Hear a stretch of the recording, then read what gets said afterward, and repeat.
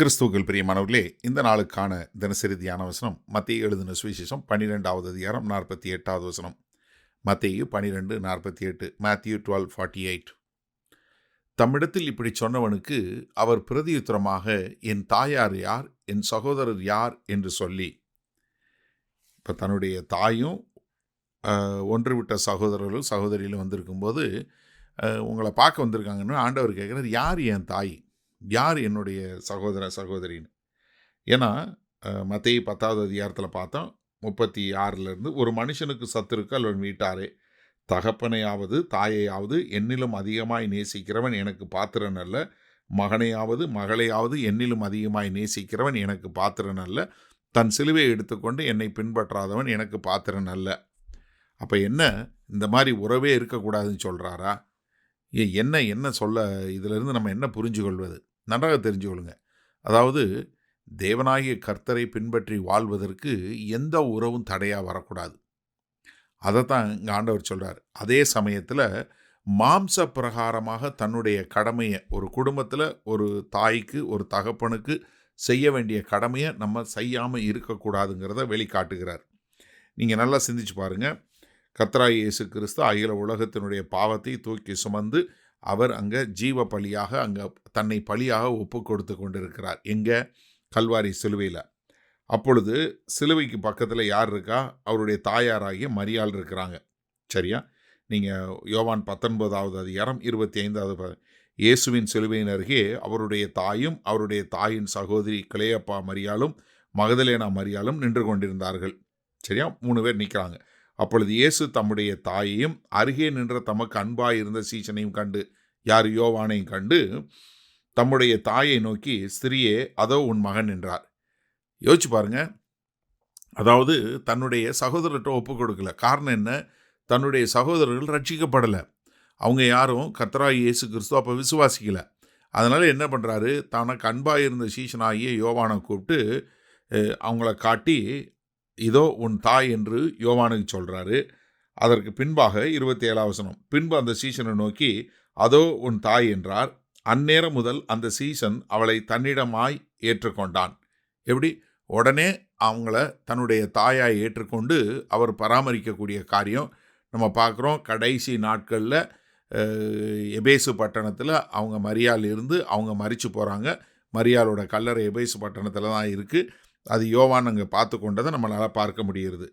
அப்போ என்ன, இவ்வளோ பெரிய உலகத்தின் பாவத்தை சுமந்து தீர்க்கக்கூடிய ஒரு காரியமாக இருந்தாலும் தனக்கு மாம்ச பிரகாரமாக கொடுக்க வேண்டிய கடமையை மறக்கலை. நன்றாக கவனிங்க. வெறுக்கிறது, தாய் தகப்பனை வெறுக்கிறது என்பது, அதாவது கர்த்தரை காட்டிலும் அதிகமாக நேசிப்பது அல்ல.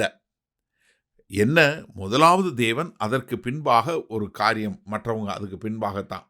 அப்போ இங்கே தன் தாயை பார்த்து தாய் யார், சகோதரன் யார் என்று சொல்வதுக்கு அவர் தன்னுடைய கடமையை மறக்கலை.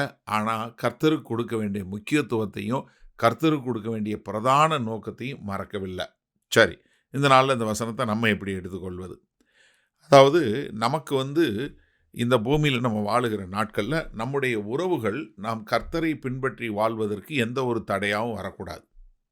நன்றாக தெரிஞ்சு கொள்ளுங்க. அது எந்த உறவாக இருந்தாலும் சரி.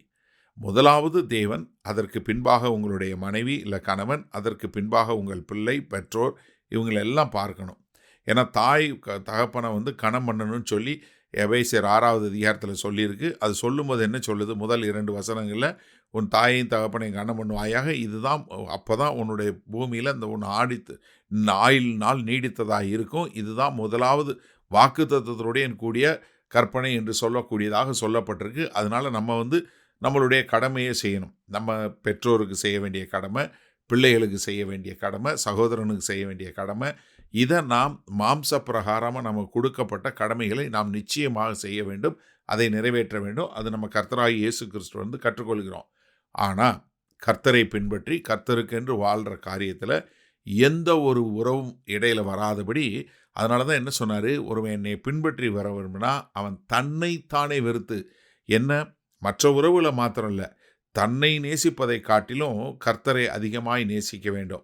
அப்போ அவங்கள கூப்பிட்டு அவங்களுக்கு எல்லாரை காட்டிலும் நான் தேவனை நேசிக்கிறேன், எனக்கு தேவன்தான் பிரதானம் என்று சொல்லக்கூடிய ஒரு வாழ்க்கை, அதை நம்ம கண்களுக்கு முன்பாக கர்த்தராகிய இயேசு கிறிஸ்து நிறைவேற்றி காட்டினார். அதனால் இந்த செய்தியை கேட்டுக்கொண்டிருக்கிற நீங்கள், உங்களுக்கு இன்றைக்கு எந்த உறவு கர்த்தரை பின்பற்றுவதில் தடையாக இருக்கோ அதை விட்டுருங்க.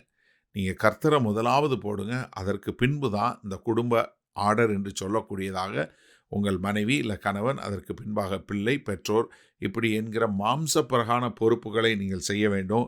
அதே சமயத்தில் கர்த்தருக்கு கொடுக்க வேண்டிய கனத்தையும் மரியாதையும் ஒரு காலம் இறக்கி விடக்கூடாது. மகா கிருபையும் இரக்கம் நிறைந்த எங்கள் அன்பின் தாப்பனே, கர்த்தாவே, இந்த அருமையான நல்ல காலை வேலைக்காய் நன்றி.